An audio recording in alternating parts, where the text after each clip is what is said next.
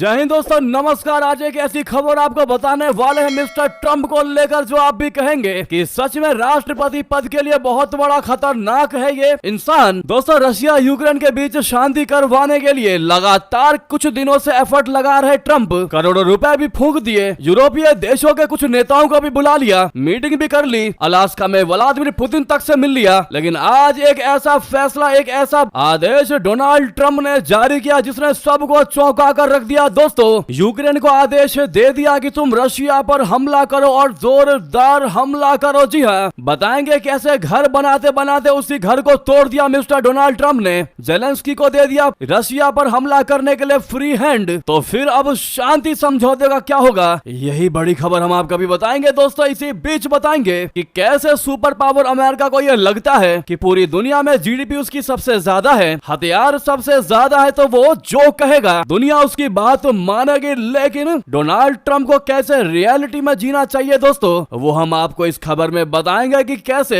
Taiwan में America से खरीदा गया पैट्रियट वायु रक्षा मिसाइल सिस्टम परीक्षण के दौरान ही ब्लास्ट हो गया। दोस्तों, ये 1-2 अरब का पैट्रियट डिफेंस सिस्टम नहीं था, बल्कि 87 अरब वाला पैट्रियट डिफेंस सिस्टम था। ऐसे में सबसे बड़ा सवाल उठ रहा है कि ताइवान की रक्षा का क्या होगा। तो वहीं चीन बहुत ज्यादा खुश होता दिखाई दिया है अमेरिकी इस डिफेंस सिस्टम के ब्लास्ट होते ही। दोस्तों, उधर बताएंगे कैसे डोनाल्ड ट्रम्प ने अपने प्यादियों को छोड़ा हुआ है भारत पर कमेंट्स करने के लिए। अब भारत को मुनाफाखोरी बता रहा है। दोस्तों, अमेरिका कह रहा है भारत रूसी तेल खरीदकर मुनाफाखोरी कर रहा है और भी ज्यादा टैरिफ लगना चाहिए भारत पर। बताएंगे किसने ये बात कही। तो वहीं दोस्तों, संकट मोचक बनकर कैसे निकले व्लादिमीर पुतिन और भारत के पीठ पर रखकर हाथ कहा फिकर ना भारत, मैं टैरिफ का असर नहीं पड़ने दूंगा भारत पर। जी हाँ, इतना ही नहीं दोस्तों, अमेरिका की एक और बड़ी हरकत भारत पर दबाव बनाने के लिए 7 साल बाद विदेश मंत्री भी जा रहे हैं पाकिस्तान। अमेरिकी विदेश मंत्री मार्को रूबियो पाकिस्तान का दौरा करने वाले हैं दोस्तों, जिसने सबको चौंका कर रख दिया। वहीं बिहार की राजनीति में मच गया भूचाल। प्रधानमंत्री नरेंद्र मोदी जी के मंच पर आरजेडी के विधायक, दोस्तों ये खबर सुनते ही आरजेडी पार्टी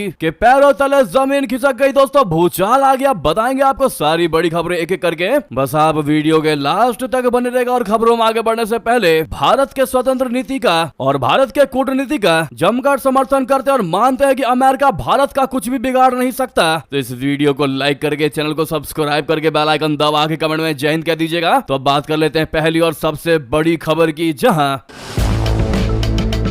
अमेरिकी राष्ट्रपति डोनाल्ड ट्रम्प ने यूक्रेन रशिया युद्ध में नया मोड़ ला दिया है। गुरुवार को रशिया ने यूक्रेन पर 1 महीने के बाद सबसे बड़ा हवाई हमला किया। इसमें एक अमेरिकी कंपनी की फैक्ट्री भी निशाना बनी। खास बात यह है कि इस हमले के बाद मिस्टर ट्रम्प ने यूक्रेन को रशिया पर जवाबी हमला करने का खुला आदेश दे दिया। राष्ट्रपति ट्रम्प ने गुरुवार को यूक्रेन को सैन्य रूप से आक्रामक रुख अपनाने का सुझाव दिया। अपने सोशल मीडिया प्लेटफॉर्म पर एक पोस्ट में ट्रम्प ने लिखा कि किसी आक्रमणकारी देश पर हमला किए बिना युद्ध जीतना अगर असंभव नहीं तो बहुत मुश्किल जरूर है। रूसी सेना ने गुरुवार तड़के यूक्रेन पर 574 ड्रोन और 40 क्रूज व बैलिस्टिक मिसाइलों से हमला किया। इन हमलों में यूक्रेन के 5 शहरों और दक्षिणी मोर्चे के पास जापोरिजिया शहर को निशाना बनाया। सबसे बड़ा हमला मुकाचेवो शहर में हुआ, जो हंगरी सीमा से सिर्फ 30 किलोमीटर दूर है। यहाँ एक अमेरिकी कंपनी फ्लेक्स की फैक्ट्री पर मिसाइलें दागी गई, जिसमें 19 लोग घायल हो गए। इस फैक्ट्री में कॉफी मशीन जैसे सामान, घरेलू सामान बनाए जाते हैं जो रक्षा या सैन्य गतिविधियों से जुड़ी नहीं है। तो वहीं दोस्तों, यूक्रेन के राष्ट्रपति व्लादिमीर जेलेंस्की ने कहा कि रशिया ने एक आम नागरिक कारोबार को निशाना बनाया जो अमेरिकी निवेश से चल रहा था। यह दिखाता है कि रूस शांति की बात करने को तैयार नहीं है।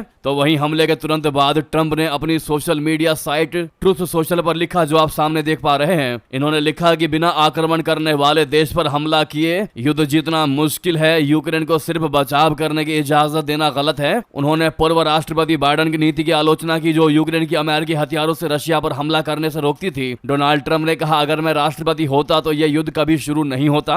अब दिलचस्प समय आने वाला है। दोस्तों, जेलेंस्की ने यह तो बता दिया कि रशिया ने उन पर बहुत बड़ा ड्रोन से अटैक किया है, लेकिन दोस्तों यूक्रेन धीरे धीरे छोटे मोटे अटैक जो लगातार रशिया पर कर रहा है, आखिर वो खबर क्यों नहीं दुनिया के सामने लाई जाती है? उन खबरों को क्यों अमेरिका भी दबा देता है? और अब ऐसे में जब एक तरफा शांति समझौता करवाने की कोशिश में लगा हुआ है ट्रम्प, ऐसे में जेलेंस्की को फ्री हैंड देने देना और ये कहना कि तुम भी रशिया पर दबा के हमला करो, ये कहीं से कहीं तक दोस्तों नहीं समझ में आता कि ट्रंप सच में शांति समझौता करवाना चाहते हैं या फिर बंधुआ मजदूर की तरह रशिया के हाथ बांधना चाहते हैं कि यूक्रेन बस अटैक करता रहे लेकिन रशिया जवाब ना दे। अगर हम आपको अपनी बात बताएं दोस्तों तो रशिया यूक्रेन का समझौता होना मुश्किल में भी मुश्किल है और अकेला ट्रंप कभी भी ये समझौता नहीं करवा पाएंगे दोस्तों। ये बात आप जरूर गांठ बांध लीजिएगा, क्योंकि समझौता करवाने के लिए दोनों पक्षों को सही तरीके से परखना पड़ता है, समझना पड़ता है, ना कि हवा में तीर मारने से कुछ होता है। और डोनाल्ड ट्रंप का कैसे जुबान चलता है दोस्तों वो हम आपको बताते हैं। करनी धरनी कुछ नहीं, सिर्फ पद पर बैठकर जुबान कैसे चलाया जाता है।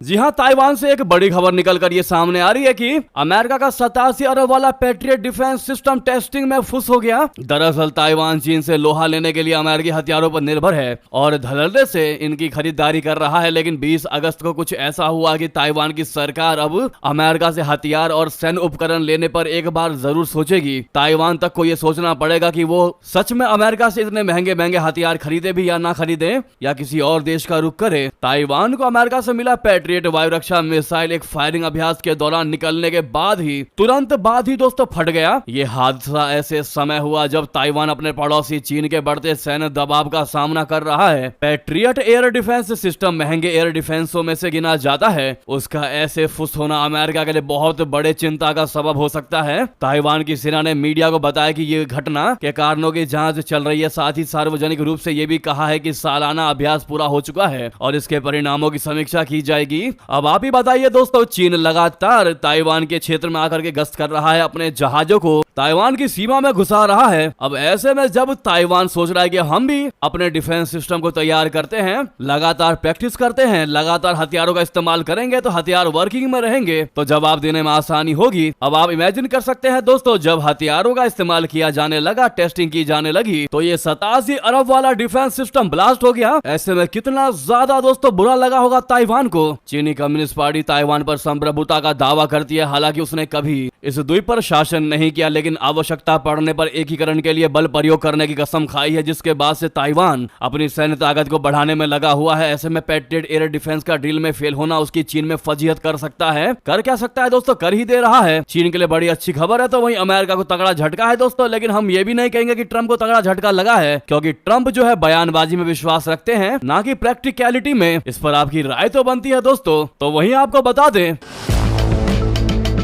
कि कैसे ट्रंप ने अपने प्यादियों को छोड़ दिया है भारत पर गलत बयानबाजी करने के लिए। ट्रंप के सलाहकार ने कहा कि भारत रूसी तेल खरीद मुनाफाखोरी कर रहा है और उस पर और भी ज्यादा भारी टैरिफ लगना जरूरी है। अमेरिकी राष्ट्रपति ट्रंप के ट्रेड एडवाइजर पीटर नवारो ने भारत पर रूस से तेल खरीद कर मुनाफाखोरी का आरोप लगाया। नवारो ने गुरुवार को मीडिया से बात करते हुए कहा कि भारत सस्ते दाम पर रशिया से कच्चा तेल खरीद रहा है। इंडियन कंपनियां उसे रिफाइन कर महंगे दाम पर दुनिया में बेच रही है। उन्होंने कहा कि इससे रशिया को यूक्रेन जंग के लिए पैसा मिल रहा है, जबकि भारत मुनाफा कमा रहा है। उन्होंने कहा कि वे हमें सामान बेचकर मिलने वाले पैसे से रूसी तेल खरीदते हैं, जिससे तेल कंपनियां खूब पैसा कमाती है, इसीलिए टैरिफ लगाना जरूरी है। दोस्तों, उनका यह बयान ऐसे समय में आया है जब कल ही भारतीय विदेश मंत्री जयशंकर जी रशिया में एक प्रेस कॉन्फ्रेंस के दौरान कहा कि भारत रूसी तेल का सबसे बड़ा खरीदार नहीं है बल्कि चीन है। तब भी हम पर इतना भारी टैरिफ लगाया जा रहा है जो हमारे समझ से परे है। उसके बावजूद भी दोस्तों अमेरिका मुनाफाखोरी बता रहा है भारत को। ऐसे में दोस्तों आपका जवाब तो बनता है, एक भारतीय होने के नाते दोस्तों भारत को मुनाफाखोरी बताने वाले इस अमेरिकी प्यादे को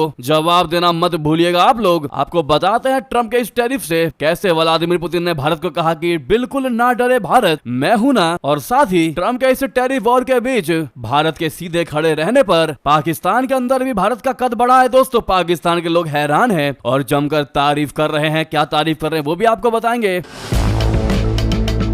पहले आपको बताते हैं, पुतिन की एंट्री ने ट्रंप के सारे गुरूर की धज्जियां उड़ा दी है। इस टैरिफ वॉर में भारत को झुकाने की कोशिश कर रही ट्रंप की नींद उड़ा दी, वो भी अपने एक बयान से। पुतिन के उस बयान को सुनकर पाकिस्तानी भी ट्रंप को सरेआम लताड़ने लगे। दोस्तों ट्रंप एक बहुत बुरी और गंदी चाल चल रहा था। वो ये सोच रहा था कि टैरिफ के मकड़ जाल में भारत को फंसा दूंगा तो भारत जो है वो रशिया से संबंध तोड़ लेगा, रूस का बॉयकॉट करेगा हमारे दबाव में आकर। बावजूद इसके दोस्तों ट्रंप का जोर हिंदुस्तान पर नहीं चला, बस फिर क्या, बौखलाए ट्रंप ने भारत पर 50% का टैरिफ बम फोड़ दिया। ऐसे में वाकई में दोस्तों कहते हैं ना कि मुश्किल वक्त में दोस्त ही काम आता है। अगर दोस्ती पक्की है, स्ट्रॉन्ग है, तो लिहाजा रशिया ने भी भारत से दोस्ती निभाते हुए बड़ा ऐलान कर दिया। रशिया ने कह दिया कि भारत अपने सामानों का निर्यात रूस में कर सकता है। इसके साथ ही रूसी कच्चे तेल पर भारत को 5% की छूट भी मिलेगी, यानी कि अब अगर भारत रशिया से तेल खरीदेगा तो 5% की छूट पर तेल मिलेगा। वहीं दिल्ली में हुई प्रेस कॉन्फ्रेंस के दौरान रूसी राजनायक रोमन बाबुश्किन ने भारतीय कंपनियों को न सिर्फ रूस आने का न्योता दिया बल्कि पुतिन का मैसेज देते हुए ये भी कहा कि अमेरिकी टैरिफ से घबराने की आवश्यकता नहीं है। भारत के लिए रूस के इसी स्टैंड ने पाकिस्तानियों को भी हैरान कर दिया, क्योंकि भारत और रूस की यारी अब अमेरिका पर भारी पड़ रही है दोस्तों, और पूरी दुनिया में ये दोस्ती फेमस हो चुकी है। ऐसे में अगर कोई ये कहता है कि जियोपॉलिटिक्स में इंटरेस्ट बेस्ड फ्रेंडशिप होता है, लेकिन भारत और रशिया की ये दोस्ती एक पक्की यारी में तब्दील हो चुकी है दोस्तों।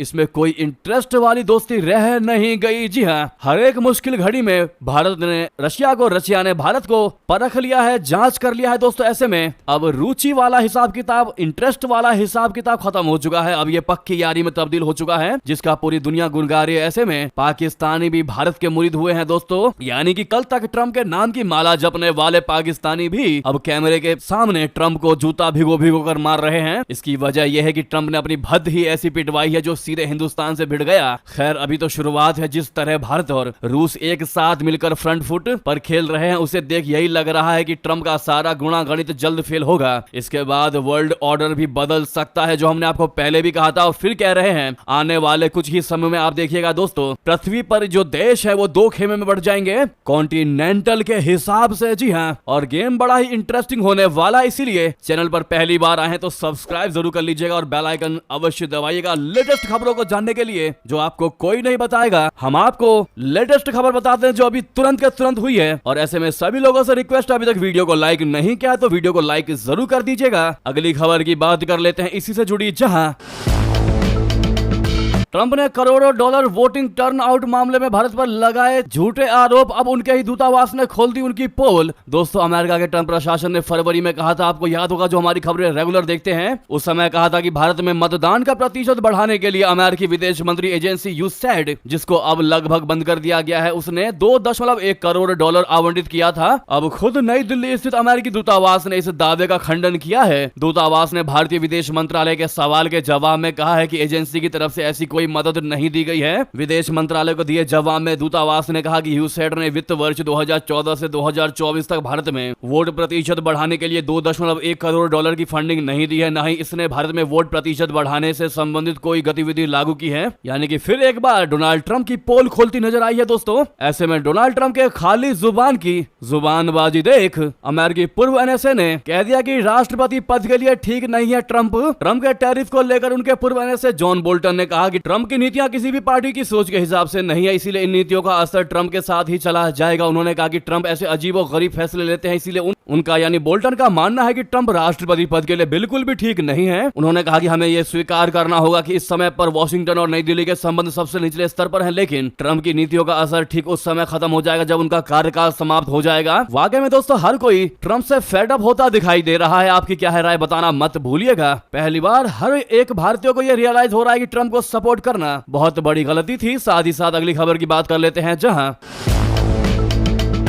7 साल बाद अमेरिकी विदेश मंत्री जा रहे हैं पाकिस्तान। भारत पर फिर एक और दबाव बनाने की कोशिश के लिए उठा दिया कदम। दोस्तों, अमेरिकी विदेश मंत्री मार्को रूबियो पाकिस्तान का दौरा कर सकते हैं। पाकिस्तानी पत्रकार ने यह दावा किया है और बताया है कि इसके आगामी अक्टूबर महीने में होने की संभावना है। इस यात्रा की तारीखों पर दोनों पक्षों में चर्चाएं हो रही हैं। हालांकि अभी तक दोनों पक्षों की तरफ से इस बारे में आधिकारिक कोई भी घोषणा नहीं की गई है, लेकिन यह कई वर्षों में किसी अमेरिकी विदेश मंत्री की पहली पाकिस्तान यात्रा होगी। इसके पहले माइक पॉम्पियो ने 2018 में विदेश मंत्री रहते हुए पाकिस्तान का दौरा किया था। मार्को रूबियो की यात्रा ट्रंप प्रशासन की बदलती रणनीति का हिस्सा है, जिसके तहत व्हाइट हाउस पाकिस्तान के साथ रिश्तों को गहरा कर रहा है। इसके पहले 2 महीने में पाकिस्तानी सेना प्रमुख फील्ड मार्शल आसिम मुनीर 2 बार अमेरिका का आधिकारिक दौरा किया था। जून में मुनीर ने व्हाइट हाउस में डोनाल्ड ट्रंप से मुलाकात की थी। दरअसल डोनाल्ड ट्रंप का पाकिस्तान प्रेम यूं ही नहीं है दोस्तों, पाकिस्तान के खजाने पर है अमेरिका की असली नजर, जो हम अगली खबर में आपको विस्तार से बताएंगे नेक्स्ट वीडियो में। साथ ही साथ बता दें